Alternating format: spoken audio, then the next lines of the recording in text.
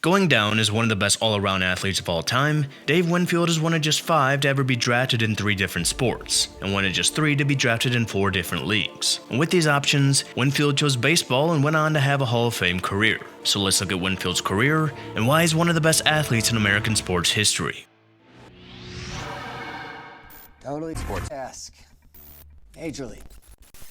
Winfield grew up in St. Paul, Minnesota with his older brother Steven. The two played baseball and hockey growing up, as the Minnesota Twins would come into town in 1961. Bill Peterson coached the two, and both were stars in high school, winning multiple state baseball championships, while Dave received all-state honors in baseball and basketball. And Dave was a late bloomer, as he didn't reach his full height of 6'6" until his senior year. And after that year, he was drafted by the Baltimore Orioles in the 40th round, but decided to pass that up and accept a scholarship from the University of Minnesota, where his brother was already enrolled. The scholarship covered only tuition, and he would have to ride a bus for 12 miles every day to attend class. Then he would play on the freshman basketball team, then pitch for the freshman baseball team. Winfield first played varsity baseball in his sophomore year, where he would lead the Big Ten in ERA at 1.48. He would also play summer baseball for the Alaska Gold Panthers of Fairbanks, where he was named the league MVP in 1972. And coming back on campus in his 3rd year, he would catch the eye of one of the varsity basketball assistants and was given a chance to try out for the team that was coached by Bill Musselman, someone who would later coach in the NBA. Winfield would make the team and slowly became accepted by the veteran players, with Winfield receiving high praise. Musselman called him the best rebounder he ever saw, and Musselman was known for expecting high physicality amongst his players, and this came to a head in a game against Ohio State. After a hard foul on Luke Witt, Corky Taylor helped him up and then kneed him in the groin, which of course led to a melee. That included Ron Behagen stomping on Witt's head and Winfield along with many others running on the court to throw punches. Taylor and Behagen received season-ending suspensions, giving Winfield the chance to make it into the starting lineup, and he would help the Gophers win their first Big Ten championship in 35 years. The baseball season did not go as well, as Winfield missed the entire season after damaging tendons around his right elbow, but his senior year would bolster him into the limelight. He helped the basketball team finish 2nd in the Big Ten, and during the baseball season, he lost his first start of the year, but was great after that. He won 13 straight, posting a 2.74 ERA, while also hitting .385 with 33 RBIs, as he was named an All-American. He was named captain of the team, and helped Minnesota win the Big Ten and make the College World Series. And in their first game, Winfield would throw a complete game shutout with 14 strikeouts to beat Oklahoma 1-0. Minnesota made it to the semifinals, where Winfield was on the mound against USC, who had by far the best program at the time, looking to win their 3rd consecutive College World Series. And with the team that featured Roy Smalley and Fred Lynn, Winfield would give up just 1 hit and strike out 15. Minnesota was winning 7-0 in the 9th, when Winfield, who had thrown 140 pitches, gave up a few runs and was taken out. Then USC would come all the way back to win 8-7. Despite this, Winfield would be named MVP of the College World Series. And after that, everyone in the sports world wanted Winfield to play for them. He would be selected 4th overall by the Padres, and in the same year, he would get drafted by the Atlanta Hawks in the 5th round of the NBA draft. He would get drafted by the Utah Stars in the 6th round of the ABA draft, a separate basketball league, and he would get drafted by the Minnesota Vikings in the 17th round of the NFL draft, despite not playing college football. He's one of 5 to be drafted in 3 professional sports, with the others being George Carter, Noel Jenk, Mickey McCarty, and Dave Logan, with Carter and McCarty joining Winfield as the only ones to be drafted in 4 leagues. And of these 5, Winfield was the only one who chose to play baseball, with the $15,000 signing bonus he got from the Padres. And obviously, he would go on to have the most memorable career. If there was anyone in this time who could do what Shohei Ohtani does now, it was Dave Winfield. But with two-way players not even really thought of being a possibility, the Padres wanted Winfield's bat more than his arm. And Winfield impressed the Padres so much that he had the rare feat of skipping the minors and going straight to the majors. And in his rookie year, he would play 56 games, hitting .277 with 3 home runs and a .714 OPS. And over the years, he would take advantage of getting the opportunity to play every day, becoming one of the best players in the game. From 1974 to 76, Winfield would play in 425 games, hitting .272 with 48 home runs and a .770 OPS. Good numbers for a young player playing in a pitcher-friendly Jack Murphy Stadium. He also stole 58 bases during this time, including a career high of 26 in 1976. And as he continued to improve year by year, his salary went from $40,000 to $57,000 in 1976. And he always gave back, as from the beginning, he would buy blocks of tickets for Padres games for those who otherwise wouldn't be able to attend. He also created a scholarship fund for minority student athletes from St. Paul that still exists. And 1977 would be the year Winfield broke out as one of the best players in the league and was the sign of things to come with issues off the field. Those problems came when he was unhappy with the contract the Padres were offering him going into 1977, and this led to disputes between Winfield and GM Buzzy Bavazzi, leading to speculation that Winfield would be traded, leading to fans bringing signs to games that said, "Keep Dave, trade Buzzy." The two sides were still $100,000 apart in early July when a solution came about. A non-profit called the David M. Winfield Foundation for Underprivileged Youth was established, and the Padres agreed to pay the $100,000 difference that would be handed back to the club in exchange for 100,000 tickets at $1. Winfield got the 4-year, $1.4 million contract he wanted. The Padres sold more tickets, and more will get to come out and watch the uncompetitive Padres. So everybody won, especially the teams the Padres were playing. And July of that year also saw Winfield's first All-Star appearance as he was hitting .296 with 21 home runs and an .878 OPS at the break, in a year where he would end up hitting .275 with 25 home runs, driving 92, and have an OPS of .801. So he obviously struggled in the second half, but this year was still the start of an over-decade-long peak. Over the next 3 seasons with the Padres, he would make the All-Star team 3 times and won his first 2 Gold Gloves in 1979 and 1980. And the best of these years was easily 1979. That year he set a career high in home runs, triples, RBIs, OPS, and WAR, with his 118 RBIs leading the league, along with him leading the league in OPS+, total bases, intentional walks, and WAR. And after finishing 10th in MVP voting in 1978, he would finish 3rd in 1979, behind Willie Stargell and Keith Hernandez, who shared the MVP. Obviously, statistically, he had a better year than Stargell, but Stargell was huge for the Pirates as they won the World Series. And versus Hernandez, there's a lot you can debate. Winfield's ahead of him in many categories, especially the power categories, but a .344 average almost guaranteed an MVP in this time, with Winfield receiving the same amount of first-place votes as him. Winfield declined in 1980 after career highs, though he made the All-Star team again and won another Gold Glove, as Winfield was in his free agent year and grew less patient with the Padres as there were suggestions that he wasn't a team player. As he would say, "If the Padres falter, I'll still shine." And after that 1980 season, his tenure with the Padres ended, and people within the organization said they weren't all sad to see him go. Ozzie Smith would say, "Dave Winfield thinks he is holier than thou. He always acted as if it were his God-given right to tell other people how to do things." Maybe some people felt that way, and with Winfield's big personality, he seemed to be a perfect fit for his next team in the New York Yankees. And not only was he joining the team, he was also now the highest paid player in the game after signing a 10-year, $23.2 million contract. And as mentioned that his problems with the Padres GM was a sign of things to come, well, it wasn't much compared to his feud with George Steinbrenner, a feud that started the second he signed the contract. Steinbrenner took great pride in his negotiation skills, but here he didn't fully understand the cost of living elevator clause that was a part of the contract. They made the contract worth $7 million more, as Steinbrenner thought he was signing him for $16 million. And of course, Steinbrenner was not happy. Things were made worse when Winfield's agent threatened to blow the lid on George if he ever touched a hair on Winfield's head. But after heated exchanges, a compromise was made with an addendum to the contract that adjusted the cost of living increase to a reported $3 to $4 million less, as $300,000 was expected to go to his foundation every year. So Winfield was beginning with the Yankees, but that wouldn't be the end between these two.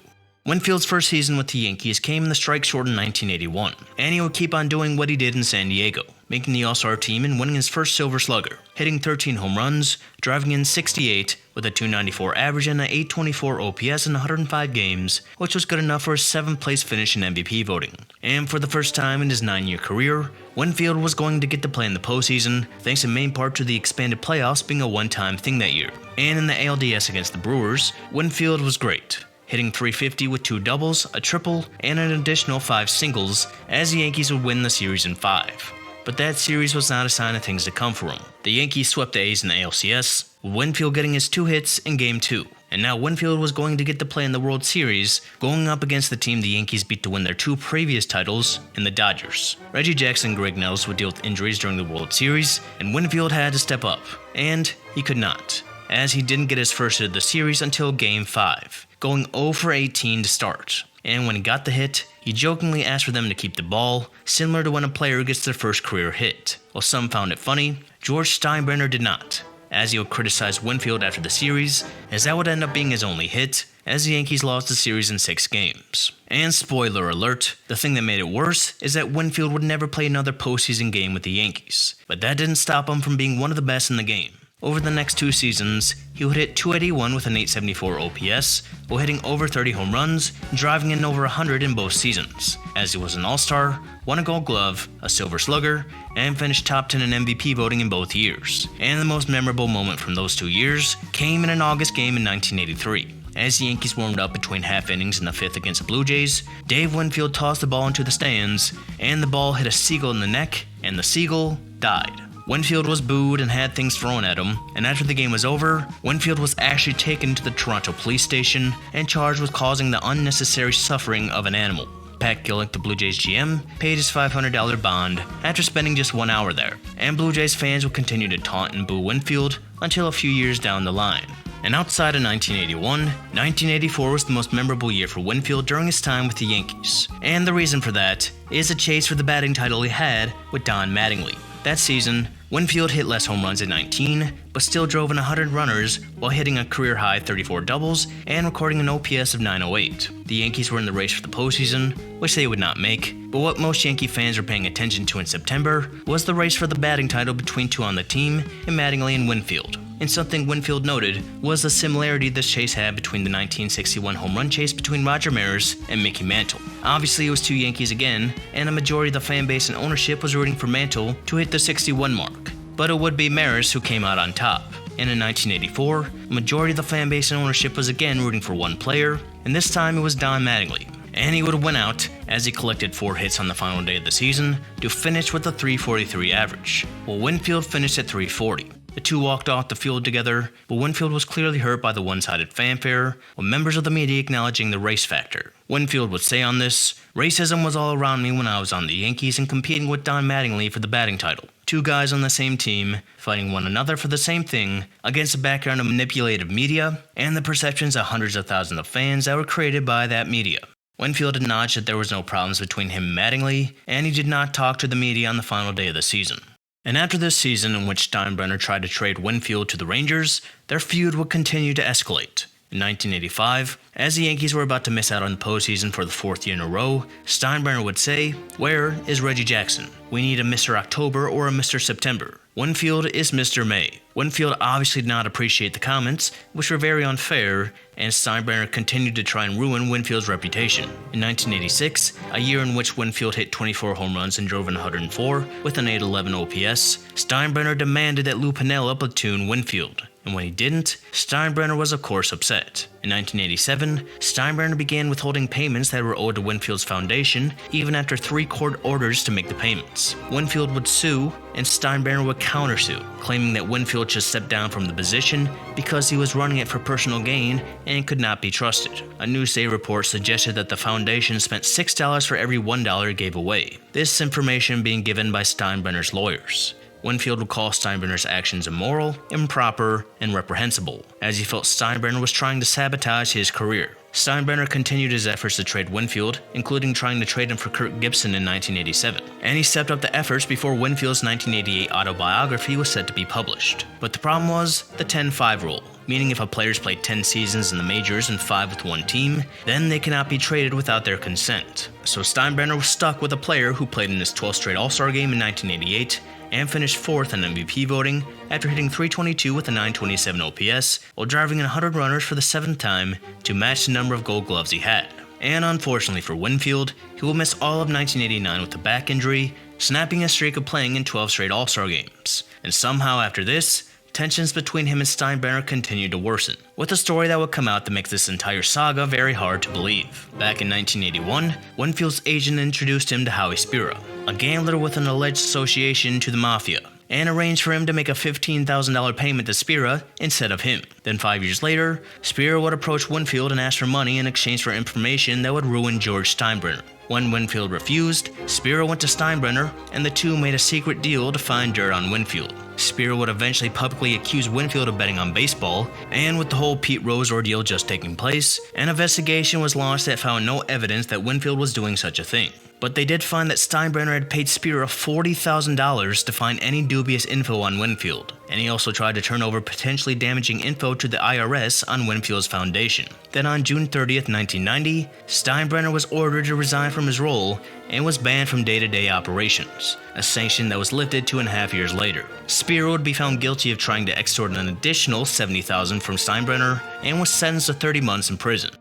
But before the suspension, Steinbrenner did get what he wanted when, in the midst of his early season struggles, on May 11th, Winfield was traded to the Angels for Mike Witt. Winfield argued that his contract did not allow for a trade without consent, but he would accept a negotiated deal, saying it's all been an ordeal to a large degree. And in the end, Winfield would get the last laugh with the previously mentioned suspension, and on July 6th, the Yankees were ordered to pay the Angels $200,000 along with a $25,000 fine for tampering with Winfield after the trade, a chaotic ordeal that somewhat overshadowed his incredible performance. Winfield would do much better with the Angels, hitting .275 with 19 home runs and 72 RBIs in 112 games to win the Sporting News Comeback Player of the Year. He would play one more season for the Angels, where he hit .262 with a .789 OPS, becoming the oldest player to hit for the cycle at 39 in June. He also hit 28 home runs, including the 400th of his career on August 14th, making him just the 23rd to do so at the time. And after this, he was a free agent, and he decided to go to the scene of his crime by signing with the Blue Jays. And though they booed him before, there was not a chance they would after what he did in 1992. In his age 40 season, he would hit .290 with an .867 OPS, while hitting 26 home runs with 108 RBIs, making him the first player in his 40s to drive in 100 runners, and a year where he would win his 6th Silver Slugger and finish 5th in MVP voting, his 3rd time finishing in the top 5 and 7th time finishing in the top 10, and Winfield would become a fan favorite as he urged Blue Jays fans to make noise, and as a result, the phrase "Winfield wants noise" became a popular slogan, appearing on shirts, signs, and on bird caskets. And the phrase meant more when the Blue Jays made the playoffs, just Winfield's 2nd career appearance, and he would redeem the narrative that came along after 1981. In the ALCS, he would hit 2 home runs and 2 doubles to help the Blue Jays win their first ever pennant over the A's. And now he was getting his chance to play in the World Series after his previous 1-for-22 performance. And through the first 5 games, he went 4 for 17. Not great, but better than 81 already. And the Jays had a 3-2 lead going back to Atlanta for Game 6. And all Canada, except for Expos fans hate watching, were having a heart attack as things went to extras after Otis Nixon's game-tying single. Both teams went down easy in the 10th, but the Blue Jays began to rally in the 11th. And with 2 on and 2 outs, Winfield came to the plate. And on the second pitch, he had the iconic hit of his career when he hit a double to left that drove in 2 runs, a play that added 45% to their win probability and 24% to their championship win probability, the 43rd highest ever for a single play, and the 7th highest ever for a Game 6 play, and actually 2nd for that game behind the Nixon single. And that hit became iconic when the Blue Jays would win the game 4-3, making the 2 RBIs even more important as Winfield could now add World Series champion to his resume. That season was redemption in so many ways, as he removed any doubts about not being able to perform at his age, and the Mr. May tag was dropped, with Blue Jays fans changing the nickname to Mr. J, as he received the Babe Ruth Award and became a Toronto sports legend after just 1 season, just like Kawhi Leonard and Justin Bieber. He would say, "My career ended before Toronto. I would not have been really happy with what baseball dealt me. I would have had no fulfillment, no sense of equity, no sense of fairness. I feel a whole lot better now about the way things have turned out." He would play just 1 season in Toronto, then after that, he came back to his home by signing with the Minnesota Twins. He would hit 21 home runs and drive in 76 runs, while hitting .271 at age 41. And on September 16th, he would collect his 3,000th hit with a single of that year's MVP and Dennis Eckersley to drive in Kirby Puckett, as he was just the 4th to hit 400 home runs and record 3,000 hits at that point. He would play 77 games for the Twins in '94, and during the strike, he would be traded to the Indians for a player to be named later. Since the season never resumed, a player to be named later never came to be. To settle this, executives for the Twins and the Indians had dinner, and the Cleveland executives picked up the tab, making Winfield the only player to be traded for dinner. Winfield was the oldest player in the league in '95 and re-signed with the Indians before the season started, but a rotator cuff injury kept him on the DL for most of the season, as he played just 46 games and hit .191. And though Cleveland won the pennant, Winfield did not play in the postseason, as he would announce his retirement afterwards. He would make the Hall of Fame in his first ballot in 2001, alongside Kirby Puckett, and he would go in as a Padre.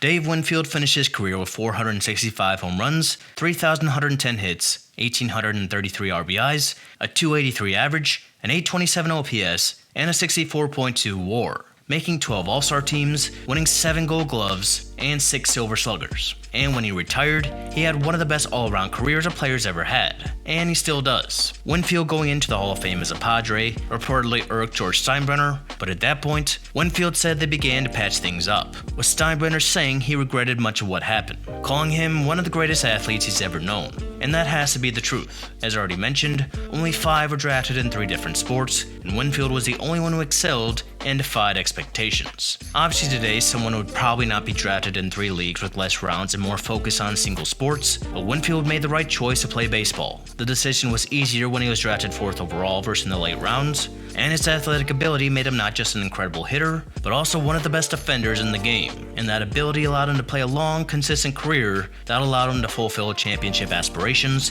hit milestones, get the last laugh with his boss who had it out for him, and later patch things up. A great choice, though we consider an alternate reality where Winfield joins the ABA, plays for the Flint Tropics, takes them to the NBA, and creates a dynasty. And you can watch my video about Eddie Murray for another player from the same era with a long, somewhat underrated Hall of Fame career.